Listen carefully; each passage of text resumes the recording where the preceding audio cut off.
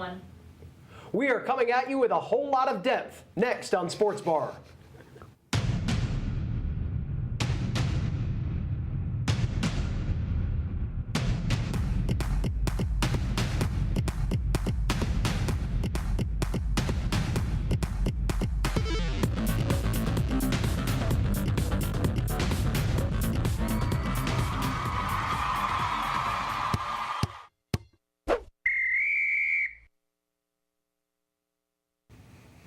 Hello, welcome into another edition of Sports Bar. I'm David Jackson, joined by the full crew once again, and we've got a lot to discuss here this evening. Full slate of football, college, NFL, also Appalachian basketball getting started over the weekend as well. As we'll start first on the football side, and the Apps got back on the winning track out in Idaho. Had to go a long way out there to get the job done, but they got the job done. 27-point win, take that into the bye week. Overall, a pretty solid way to finish up what was a grueling 7-game stretch. Yeah, what about them coming out and running the ball the way that they did? I think it was a good way to bounce back after struggling against Arkansas State and saying, hey, this is our game, and yeah, we got knocked down, but we're still going to do this. They didn't abandon what they're good at, and I really respect that because they needed to show teams that, hey, this isn't going to shake us. Yeah, and if you didn't like our running back depth before this game, you certainly do now. Yeah. I mean, breaking the freshman rushing records for a single game with Jalen Moore, I mean, that was very impressive, and he is so shifty. Like, I didn't really notice that so much in the earlier games. I noticed he was very athletic, but man, can he really, cut back. So, that position I think is in good shape for a long time. Yeah, no, you could definitely see the fire coming out of them, especially right when they came onto the field. You could tell that they were not there to, say, oh, look at us, we're still a good team. They wanted to show everyone, we're here to prove that we are the team that we've been the rest of the season. And that game was kind of, we had some issues, but let's forget about it and move on. It felt very similar to how they came back after the Clemson game and kind of said, we are a dominant team. Yeah. Let's prove it. Not, they weren't licking their wounds in any way. Also didn't help that, or it did help that we were playing Idaho.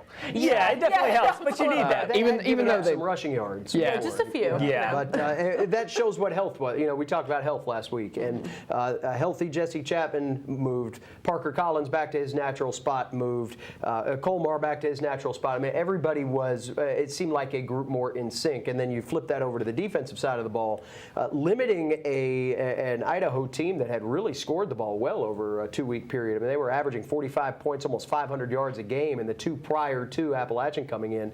Even though they lost both of those games, Appalachian was able to kind of stymie that, cut those totals in half, and return to some of that defensive swagger. I think that's the way this team is going to win, with a little bit of attitude on defense and with certainly a lot of physicality on the offense. Yeah, well, and it was nice. I know that Satterfield had said after the game against Arkansas State that, he wanted to get these guys comfortable with each other because that was a big issue, is that they hadn't meshed yet. They didn't have that togetherness and that kind of camaraderie that the rest of the team had been experiencing for the rest of the season. So it was good to see that they were able to kind of get back to that. I think that the time that they spent on the plane too, I'm sure, but they got a lot of togetherness to kind of get everything going the way it needed to go, for sure. Yeah, and stopping the running back for Idaho, I mean, there's something to be said for that, because Penny is a big guy. Yeah. He's 6'2", north of 200 pounds, and had been running the ball very well this year. So good job by the front seven to shut him down and get back, like you said, to stuff in the run that we didn't do against Arkansas State.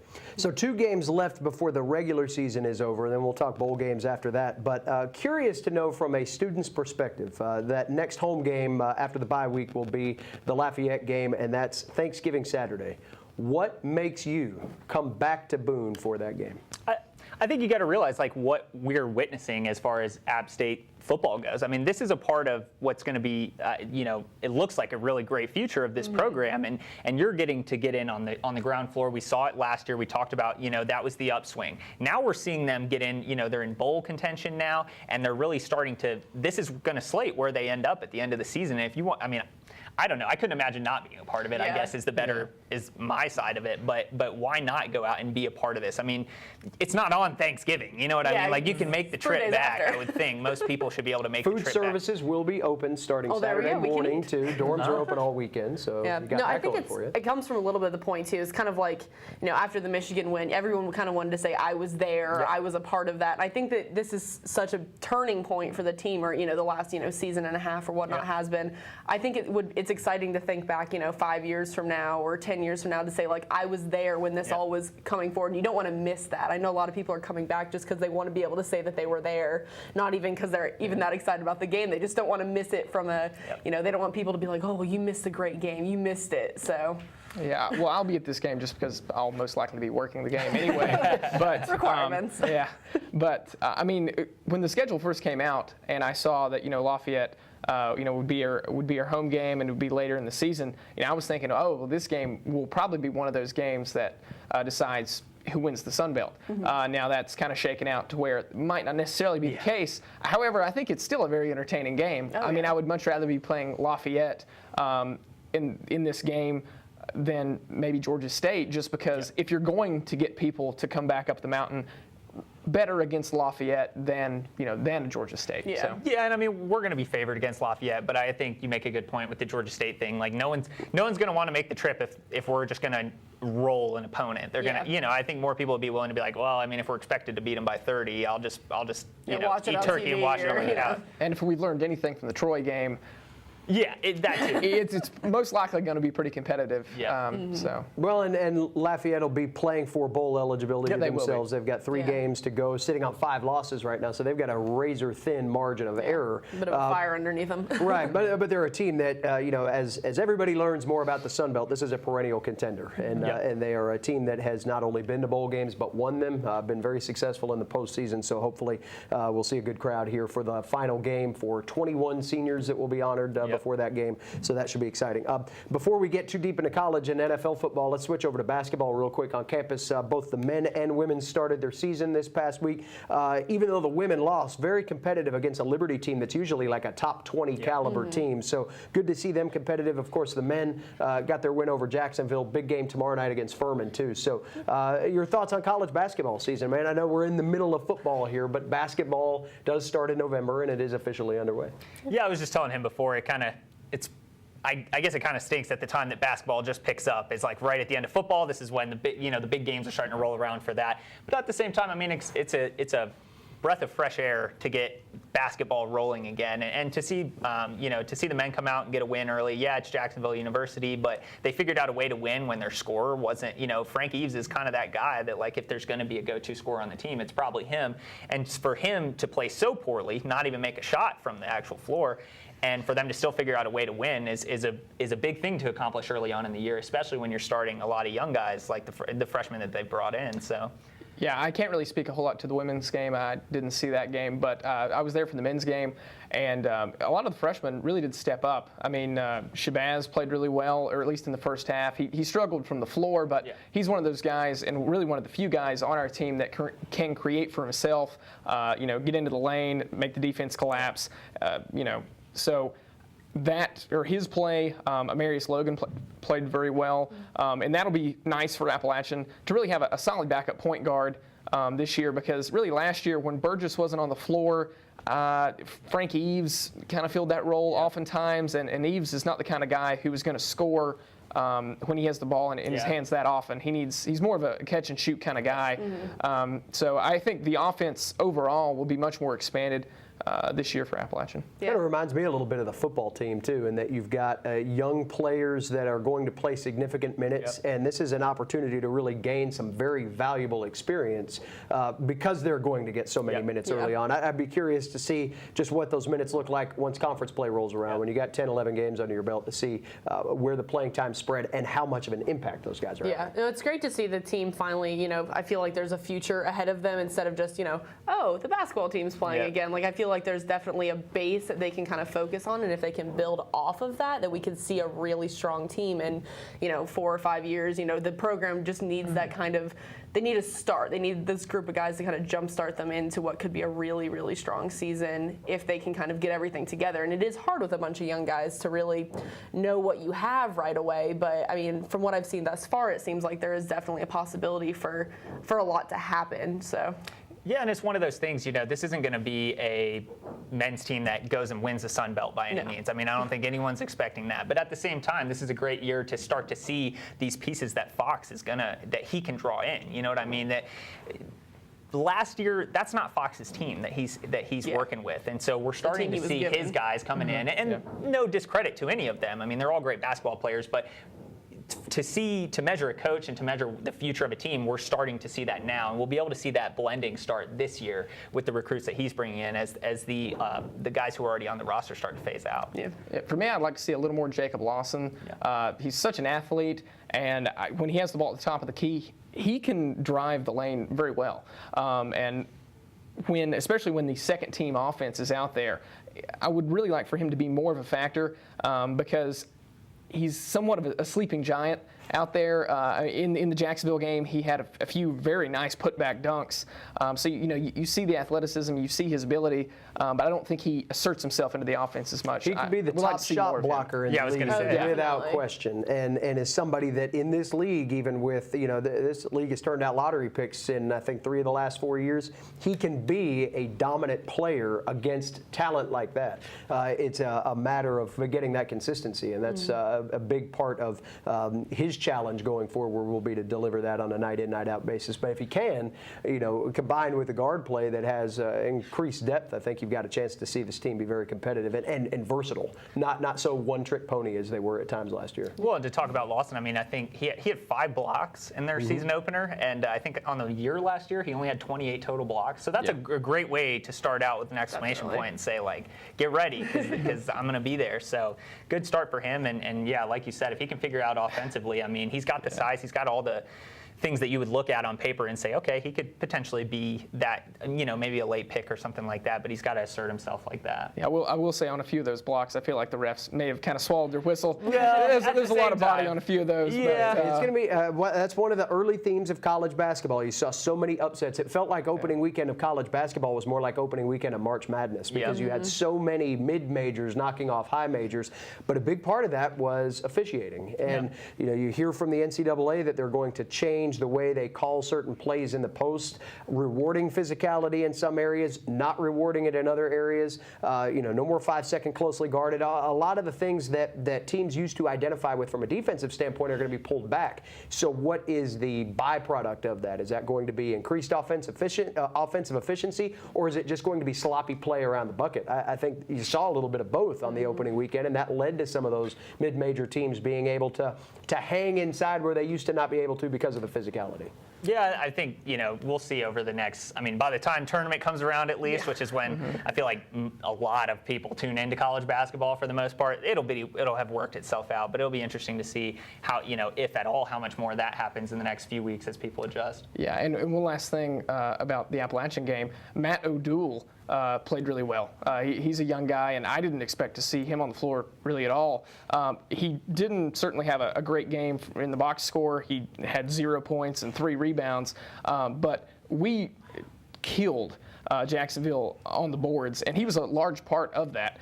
He's very scrappy and was very good at tipping the ball out to guys like Eves, who had 8 rebounds, most of which were off of long rebound situations.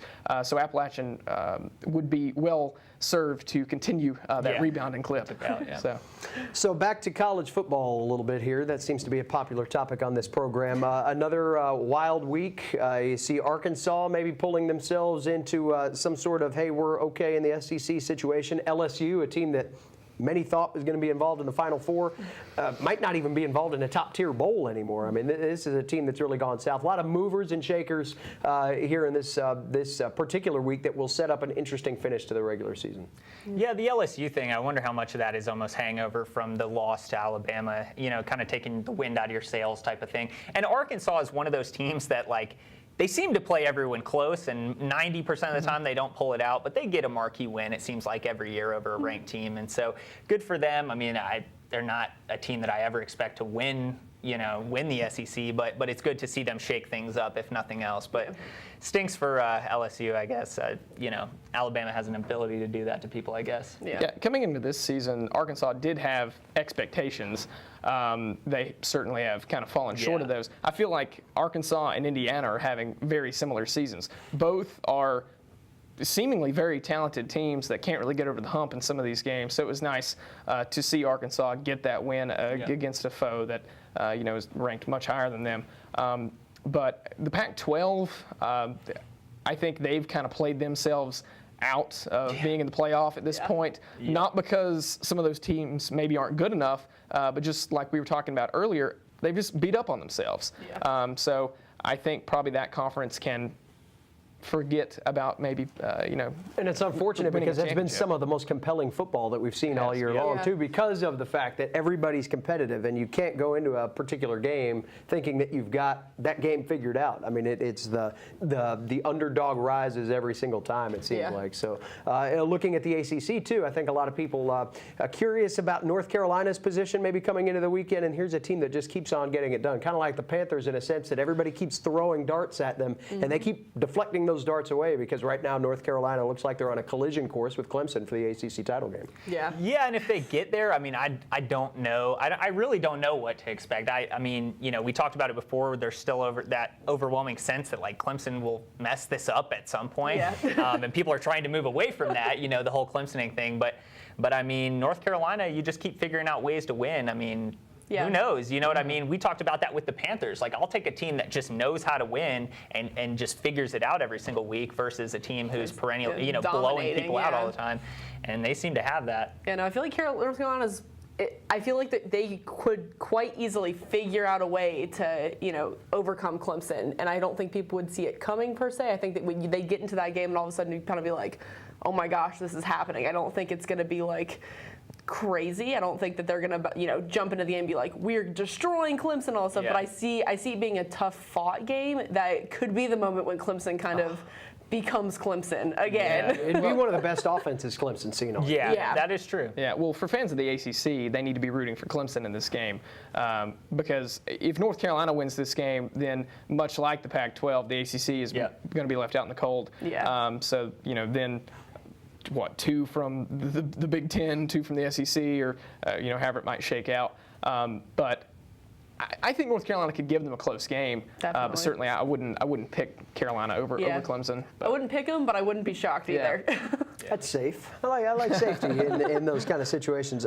Another big game, talking Big 12, that was a conference that last year got left out. They were in that situation with TCU and Baylor. Now TCU has kind of faded away. They had to struggle to beat Kansas the other day. And Baylor had quarterback problems, injury there, finally gets knocked off by an Oklahoma team that all of a sudden looks like one of the top offensive teams in all of college football. Is Oklahoma at a point where they could make a late run at this top 4 deal, or is too much time gone by? I don't know if they're at the point I don't know if they really have the talent for it yet. I think that they had a great game, and I think that they showed a lot of things that they could do, but I don't think that they have enough for consistently playing the way that they played. I mean, they did lose to Texas. I was going to say that will kill them, having that on their record, that they lost to a Texas team that has struggled mightily versus almost everyone this year. That is going to be enough to say no, even with the win over Baylor, because I think nationally there's been so much, everyone was suspect of Baylor. I feel like no one, I mean, great, they can put up 70 points a game, but when they play real talent, can they actually pull it out? And they showed yet again that they can't. That loss to Texas is much like North Carolina's loss to South Carolina. It happened, and no one really quite understands how those 2 teams could lose to those other 2 teams given where they are now.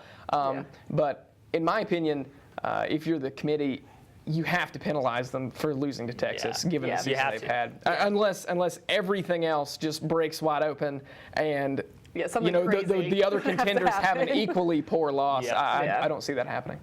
Interesting week ahead for college football, and then, of course, rivalry week right around the corner, too, so we'll get to talk about that more as we go on.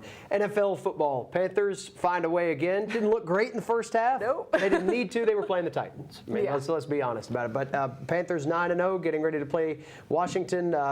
It seems like, again, everybody's trying to find little holes in the armor, but it also seems like the Panthers somewhat regenerate their area of deficiency on occasion, too. And right now, kind of hard to stop a train that's moving forward at the rate that they are. Yeah, I think a lot of it isn't even necessarily that they're the most dominant team out there, but I think it's just they have everything going, and it's going to take a lot to stop a lot of it. I think that they have everything kind of, it's good enough to get it done, and we'll figure out anything else that kind of comes in our way. Not necessarily, okay, we've got it perfect, let's keep playing the way we're playing. It's kind of, we're doing well enough enough, we'll figure out the issues as they come along, which is a lot. I mean, like we've talked about a lot before, if you can win close games consistently, that's better than winning a couple of blowouts and then being trampled by someone who you shouldn't be trampled by. So, well, there's nothing really about this game that's unlike the whole rest of their season. Yeah. I mean, they haven't necessarily been flexing their muscle to the point of, wow, look how dominant they are. Yeah. But, they just continue to win. Put the win on the board. Exactly. And, with playing teams like the Titans, you probably don't need any more than that. The same might be said next week, or this week, that is, against the Redskins, who looked really good against the Saints, but I'm still not exactly sure what the Redskins have to offer. So So you're saying you don't like that? Yeah, but so I don't know, but the people who are saying still that the Panthers aren't quote unquote for real, I can't understand that. Yeah, they're definitely for real. Yeah. Just, Yeah, I don't What is know. real? yeah. Well, and I define think real. too, They're I think fighters. a lot of this shows the maturation of Cam Newton because we've talked about he's doing it with no help, and I've drawn the comparison to the New England Patriots about this Panthers team and that they just figure out ways to win. Well, that's because Brady figures out ways to win. I mean, the defense is massively important, Possibly and I'm not dirty ways, but, regardless. I mean, at the end of the day, they're on the stat sheet, and Cam Newton was that way in college too. I know that short stint he had with Auburn, but there were times in games where they'd be down crazy amounts, and that's a far way to reach back. But he had it then, and he's channeling it and figuring it out now. Yeah. I mean, the learning curve in the NFL is so steep, and the recent success of quarterbacks coming out like Andrew Luck and RG3 year one doing so well and stuff gets this unrealistic expectation of rookie quarterbacks. And now Cam's gone up, he's gone down and gone through the mud. People have said, oh, he's not the one. And now he's showing like, I'm ready to do this. Yeah. And it takes time, but I'm happy for Cam Newton. Yeah, well, it's great to see on the score sheet, too, that he's putting in rushing touchdowns and passing touchdowns. I mean, it's showing that he is very, he's well-rounded. And I think that's what's really helping them out is that they've got somebody who's, calling the shots and saying, all right, if this doesn't work out, worst thing, I'll grab the ball and I'll just run as fast as I can and hopefully get out of bounds or, take a slide Lower or whatever. the shoulder. So, It's Cam Newton. Why not? Absolutely. You're bigger than every linebacker in the league, pretty exactly. much. So it's good to see that he's kind of realized that he can be the asset that I think he always has been able to be, but this season he's really kind of taken advantage of it in a way that we haven't seen before. So You're talking about Cam's past. I can't imagine what those guys in junior college, the defensive coordinators knew what to do. At Blinn, If he rushes and throws for less than 700 exactly. yards, it's That's a win. moral It's victory. Exactly. So there's a reason they won a national championship too. All right, so speaking of good quarterback play, got this guy Peyton Manning passed another guy named Brett Favre for most passing yards ever. A fairly significant milestone, but he did it on a day that he was one of the statistically worst quarterbacks of the last 10 years. well, he opened with an interception. Is it time for Peyton Manning to step aside, or do you say milestone quarterback deserves to write his own script? I have many feelings about Peyton I thought you Manning. might. Yeah. I personally think he should have stepped aside a couple of years ago. I think that he should have ended it with the Colts, and that would have been beautiful, and it would have made me happy. Self-serving situation there. But no, I think he's gotten to the milestones he needs to get to. I think that he's kind of gotten to the point where he can say, I've made it this far. I got into a Super Bowl. It didn't go as plans, but I think that he's kind of gotten to the point where he can say, it needs to be over. I think that now he's just more than even just his play. I think he's risking a lot of injury. I think that he's playing around a lot with the fact that he's been hurt very seriously multiple times. Neck fusion injuries. Yeah, it comes down to the fact it's like, do you really want to keep risking it for, you've passed these milestones, you've got all of these accolades now. Do you really want to keep risking it for the chance of putting yourself in a wheelchair or, being very, very hurt and having to spend a lot of time and money to help yourself? So I think that he just needs to kind of say, all right, we got there, and I wouldn't be surprised if he steps down after this season. The thing I think about Peyton Manning, though, and it came out today, and this is not to mask the fact that he had a terrible performance, but they came out and said that he has plantar fasciitis, and he was playing with that. That's a big deal if you can't plant on your throws, and it would, looking at his stat line, I'm a big-time Manning defender. I've been a Manning fan my whole life, and my first thought was something's up, And then hours later, Tony Dungy, a former coach, says the same thing on Pro Football Talk, and you see it. But at the same time, he still has had an atrocious season, and now that he's got the record, I really wanted to see him get the record versus the Colts, just because it's just it's a good story, you know? Yeah. But now he's got the records, and I think it's time to trail off because regardless of the Broncos' record, I think yesterday showed, like, it can all fall apart like that. They've looked so impressive. All right, speaking of records, I'm going to stop you there. We need to put no. records up, Oh, Monday no, Night we Football don't. records, because it's No. just that time of the show. We've only got a couple minutes left here. The standings are what they are, okay? Yes, they they are are. what we thought they were. That would be me in the lead I don't understand why we significantly. keep handing these things All to right, you. but this is going to be easy, right? Because for a Stop sports saying bar that. milestone, we're all in agreement. Oh. Picks, Wait, are I we? think. Bengals, and whoever they're playing. Well, the Bengals are playing J.J. Watt, and Right. He's I don't currently guy. the He's quarterback just of the one guy. Texans, he I is, think. he is their everything, and I don't think he can, man every position at one time. I don't know. So, I'd like to see him try quarterback. yeah, the Bengals are having a terrific season, and they are kind of managing the game like the Bengals have done the last 3-4 years now, where they just kind of bore you into the win, much like the Panthers are doing this season. So it would be very hard for me to pick against the Bengals, and that's why I'm picking the Bengals. So. Well, I can't say that I knew who David was going to pick, but I think that's just going to be my strategy going forward. It's just whoever I think I should pick, I'm just going to pick the opposite because for some reason, Thus far, it's too that's been how it frustrating. comes out, so. It's too tough to watch. So Monday you're Night going Football. Bengals? Yep. All right. Yeah, I'm going Bengals as well for obvious reasons. All right, just because I want to, full disclosure here, I'm going Bengals. Okay. But I'm only going with them because they have a ginger as their quarterback. You cannot bet against a ginger. You just can't do it, especially Yeah. if you are one. We've There are been not that through many of us. Just stick So together. it has nothing to do with skill. It has nothing to do with stats. It's dude's got Thus red far, hair. it's If been he helping you, decides so- right now that he's not going to play tonight, I'm going to the Texans. I mean, Or if he dyes his hair. he's still a ginger Can't take at it heart. out. Yeah, he's still a ginger at heart. All right, that does it for this edition of the Sports Bar. If you don't agree with our Monday night picks or just want to say hi, you can email us at watchapptv.com. Until next week, I'm David Jackson. Thanks for watching Sports Bar. So long, everybody.